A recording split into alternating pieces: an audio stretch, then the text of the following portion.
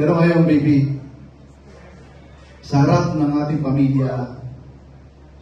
pamilya mo, mga magulang mo, mga magulang ko, at syempre, Governor Bones, kuya ko, atiya sa atin mo, ating mga pamilya dito, si Tito Nestor, Tita Nora, at sa lahat po ng mga kaibigan na narito, gusto mo sabihin kung gaano kita kamahal.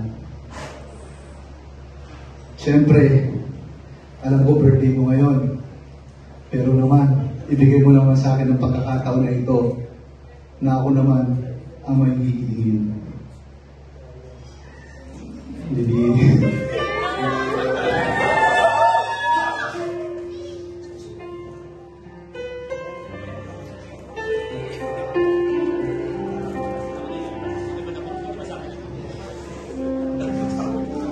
Tigsong po namin yan.